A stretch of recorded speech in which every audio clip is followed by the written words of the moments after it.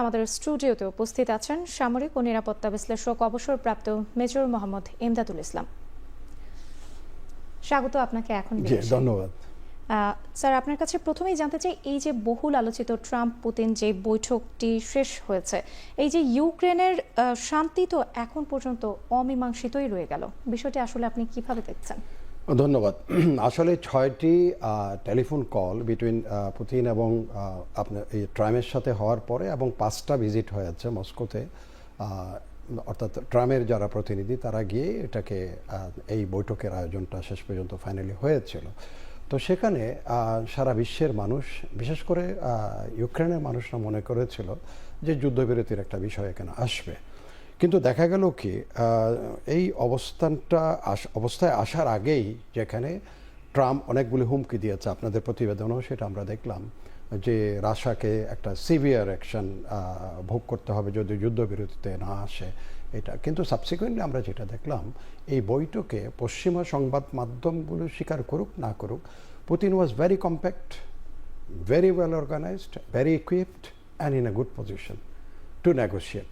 অন্যদিকে ট্রাম্পের যেটা অবস্থা সেখানে হয়েছে, প্রেসিডেন্ট ট্রাম্পের, সেটা হচ্ছে একদিকে ফ্রান্স প্রেসিডেন্টের প্রেশার, জার্মান চ্যান্সেলরের প্রেশার, তারপরে স্টারমার্ক আপনার ব্রিটেনের প্রাইম মিনিস্টার ওখানে দিচ্ছে চাপ, ন্যাটো রয়ে গেছে, সবার উপর আছে জেলেনস্কি, যে এই সবগুলোকে সামাল দিয়ে এখানে কাজ করতে গিয়ে দেখা গেল সাবসিকুয়েন্টলি ট্রাম্প সেখান থেকে ফেরত আসছে। এবং শেষ পর্যন্ত আমরা কি দেখলাম দুজনের মধ্যে, এবং এটা অনেক বেশি সমালোচনা পশ্চিমা মাধ্যম করছে যে পুতিনকে লাল গালিচা ওখানে অভিবাদন জানানো হয়েছে, তারা বলছে পুতিন ইজ দ্য কিলার, অমুক সমুক এগুলি সব বলছে, বা ট্রাম্প সেখানে সব কিছুর বৈধতা দিয়ে দিয়েছে, এই কথাগুলি বলছে।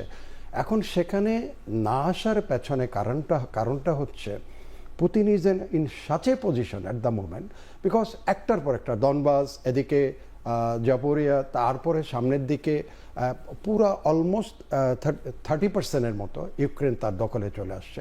এবং যুদ্ধক্ষেত্রে এতদিন পর্যন্ত একটা জিনিস এখানে সামনে আসবে, এটা পশ্চিমা সংবাদ মাধ্যম কিন্তু সামনে আনছে না। $300 বিলিয়ন মার্কিন যুক্তরাষ্ট্র কিন্তু ইউক্রেনকে দিয়েছে, এবং ইউরোপিয়ান ইউনিয়ন $100 বিলিয়ন দিয়েছে। কিসের জন্য দিয়েছিল সেগুলো? অর্থাৎ রাশিয়াকে সেখানে ধ্বংস করার জন্য, রাশিয়াকে একটা অবস্থানে নিয়ে যেন পরাজিত করার জন্য। তারা এই অনেকদিন পরে তারা দেখলো রাশিয়া সেখানে পরাজিত হচ্ছে না, বরং রাশিয়ান অবস্থানটা ইউক্রেন ফ্রন্টে তারা দিনের পর দিন সামনে এগিয়ে যাচ্ছে। যার জন্য পুতিনের সাথে এখন এই সামিটে একটা যুদ্ধবিরতি আসবে, সেটা পুতিনের কন্ডিশনে আসতে হবে। সেই রিস্কটা কিন্তু ট্রাম্প নেয় নাই। না নিয়ে ট্রাম্প বলটা এখন পাস করে দিয়েছে জেলেনস্কি এবং ন্যাটোকে, উনি যার জন্য ওখানে বলছেন I am to call many people. এমনকি স্যার আমরা কিন্তু দেখতে পেয়েছি পুতিনের সঙ্গে যে ট্রাম্পের যে আলাপ ছিল সেটি কিন্তু সংবাদ মাধ্যম কর্মী যারা সেখানে উপস্থিত ছিলেন তাদের প্রশ্নের উত্তরও কিন্তু তিনি দেননি। সেখানে প্রশ্ন এটা আসবে যে আপনি বলছিলেন যে এটার একটা সুরাহা হবে, এখন কিসের জন্য হচ্ছে, কিভাবে এখানে সিজফায়ারটা হচ্ছে না কেন? সিজফায়ার না হওয়া মানে আরও বেশি জমি দখল করা নিচ্ছে। যেমন কালকে দেখা গেছে 80টার মতো তারা ড্রোন ছেড়েছে, গতকাল আলোচনা চলছে, আর রাশিয়ান প্রায় 80টা ড্রোন সেখানে গেছে, একটা ব্যালিস্টিক মিসাইল সেখানে তারা ফায়ার করেছে। এখন এই জিনিসগুলো যখন চলছে, এখন সিজফায়ার না হওয়া মানে হচ্ছে পুতিনের জন্য আরও বেশি করে এগিয়ে যাওয়ার একটা প্রসেস। আবার যদি এখন সিজফায়ার করতে যায়, পুতিনকে যে জমি দখল করেছে, যেমন ক্রিমিয়া তার কাছে 14 সালে দখল করেছে, পুরোপুরি তারা অ্যানেক্স করে ফেলেছে।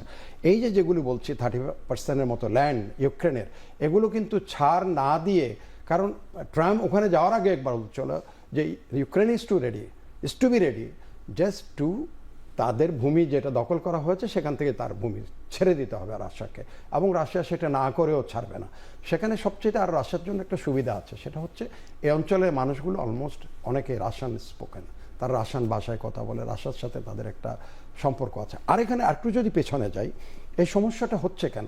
এই সমস্যাটা হয়েছে কিন্তু ন্যাটোর কারণে, এই সমস্যাটা হচ্ছে পশ্চিমের কারণে, এই সমস্যাটা কিন্তু রাশিয়া সৃষ্টি করে না, এটা বলতেই হবে। পশ্চিমা সংবাদ মাধ্যম আমি সকাল থেকে একটা অ্যানালাইসিস এটা নাই। কারণ কেন হয়েছে, 1991-এ যখন বার্লিন ওয়াল ভাঙা হচ্ছে, তখন ছিল জেমস বেকার ছিল American foreign minister. He promise to the তৎকালীন সোভিয়েত ইউনিয়ন যখন ভেঙে যাচ্ছে, রাশিয়ানদেরকে বলা হয়েছে যে তোমরা যে ওয়ারশো প্যাক্ট, তখন তো বাইপোলার ছিল, একটা ছিল একদিকে ওয়ারশো প্যাক্ট, আরেকদিকে ছিল ন্যাটো। তো তারা বলছে তোমরা যদি ওয়ারশো প্যাক্টটাকে যদি তোমরা ইয়ে করে দাও, ডেমোলিশ অর্থাৎ থেকে শেষ করে দাও, এটা যদি ভেঙে দাও, তাহলে আমরা ন্যাটো আমরা ভেঙে যাও, আমরা আর সামনের দিকে পূর্ব দিকে will not step even one towards the east, পূর্ব দিকে আমরা আর কোনো আগাবো না।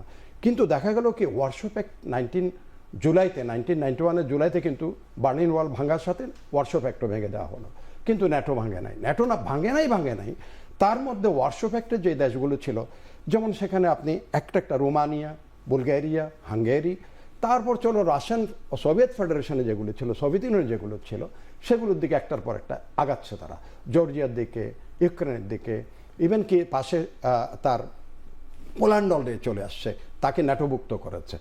যেই তারা they want to step in আপনার ইউক্রেনে, তখন রাশিয়া এটা বারবার বলছে যে you are exceeding, you are crossing the limit, you are crossing the fall line, আপনি চলে যাচ্ছেন।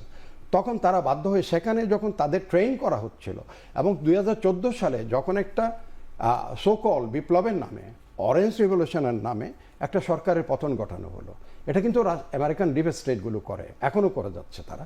এবং আরও একটা জিনিস আমি বলতে ভুলে গেছি, সে ট্রাম্পের উপরে এখনও কিন্তু ডিপ স্টেট এবং নিউকনদের প্রচণ্ড একটা প্রেশার আছে। তার মধ্যে তারা প্রেশার দিয়ে রাখছে যে রাশিয়ার সাথে কোনো ধরনের যেন চুক্তি করা না হয়, রাশিয়াকে পরাজিত করতে হবে। বাট ট্রাম্প যেটা বাস্তবে দেখছেন, সেটা তারা পরাজিত হওয়ার কোনো অবস্থায় নাই। এবং ট্রাম্প এক পর্যায়ে, এই যে আমরা ফক্স নিউজে দেখলাম, সেখানে আলোচনার মধ্যে বলছেন ইন্টারভিউতে